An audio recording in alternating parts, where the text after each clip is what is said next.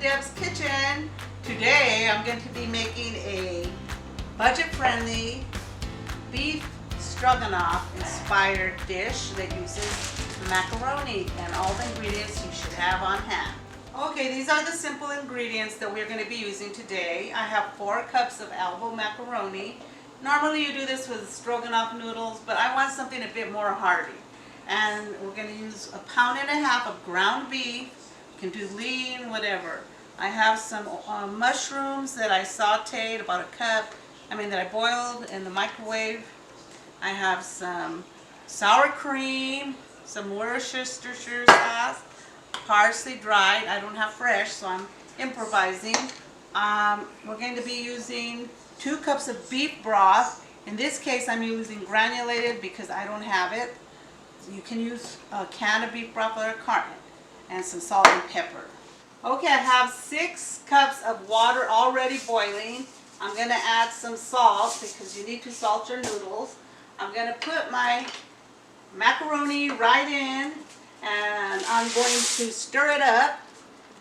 And once it starts boiling, we're going to let it go for 5 minutes. Okay, while the pasta is getting ready, we're going to start working on our meat filling. So I have a cast iron skillet. I'm heating it up to pretty much medium high, and I'm going to throw my beef right in. If you don't have a cast iron skillet, any frying pan will do. I'm just using this because I have it, and I like to use cast iron because it really makes a beautiful char on your meat. So I'm breaking it up with this Pampered Chef chopper. It is a good tool to use for meat. I love it. We will link it in the video, and they have a bunch of wannabe choppers, but this is sturdy and it's sharp and it does the job. Okay, now that I've broken up, I'm going to add a little coarse salt. You can use regular salt, and some pepper. I have pepper, ground fresh pepper, and you do that to your taste. So just, if you have restrictions, just put a little. This is about half a teaspoon each. You can always add. Like I always tell you, add later because you can't take it out once it's in there. Okay, I forgot to add a dash of my all-time favorite. I'm a Lawry's girl, and I always use Lawry's garlic salt on practically anything I could. And so I'm going to put a little bit, just a shake. This is optional, but in Deb's Kitchen, you'll always find me using Lawry's garlic seasoning salt. Now, I'm going to chop up 1 clove of garlic and an onion.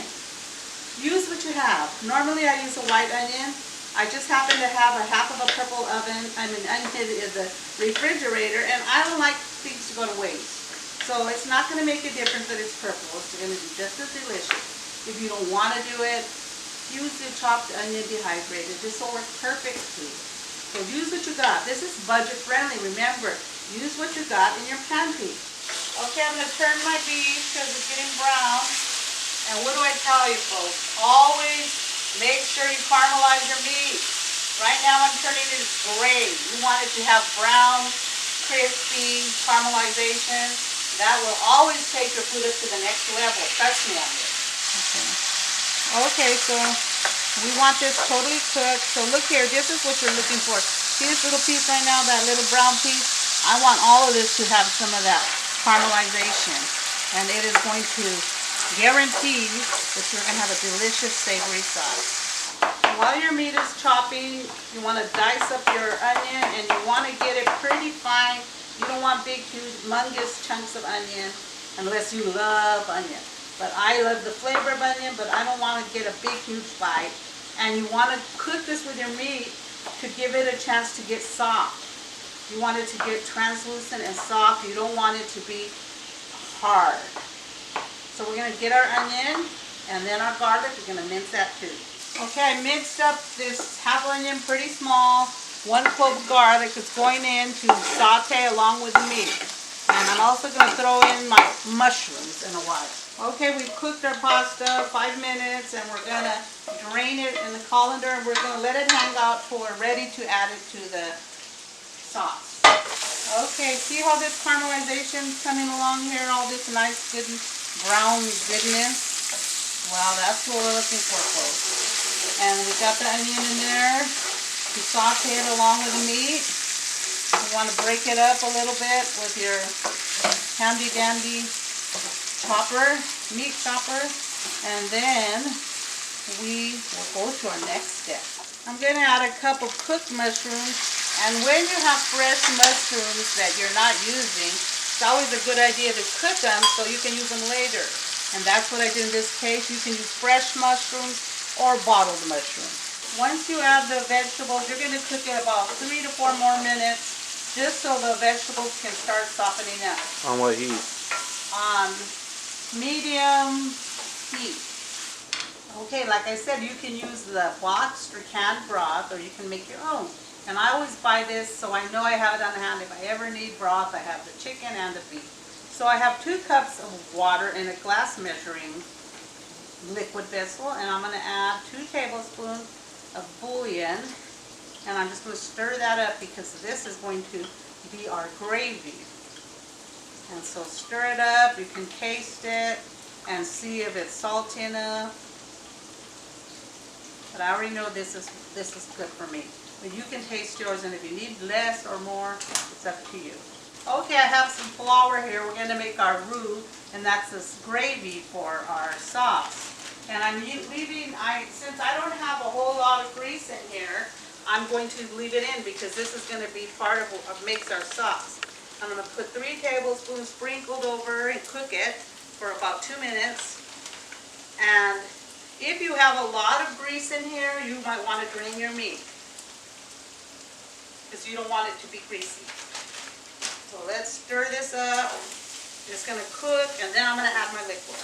You don't want to see any white flour. You want it all to be absorbed. And as you can see, the meat's totally caramelized. And all that stuff on the bottom, that's going to be rich goodness, folks. So this is ready to get the liquid added. Start adding in your broth, and this is going to thicken up.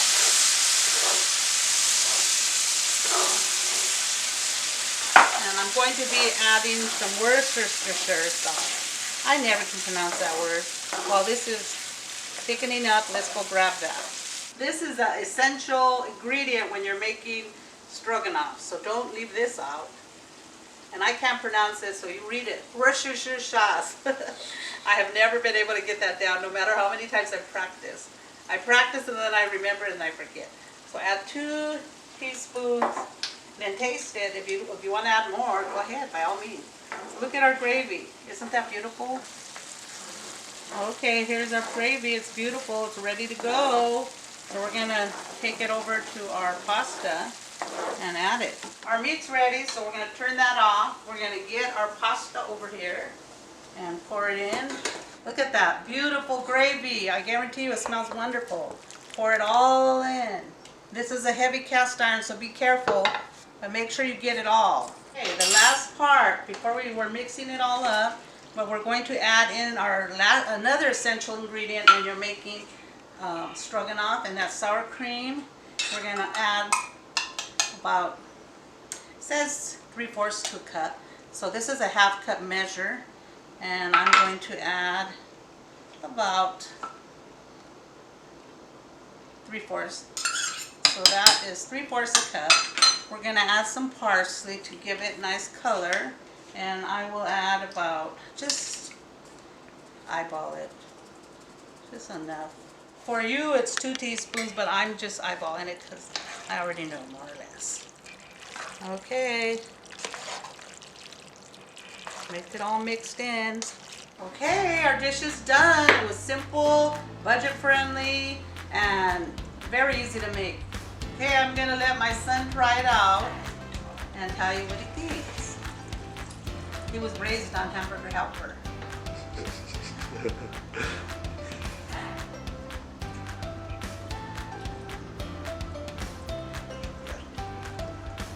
So thank you, God bless you. Go make this for dinner, it's easy.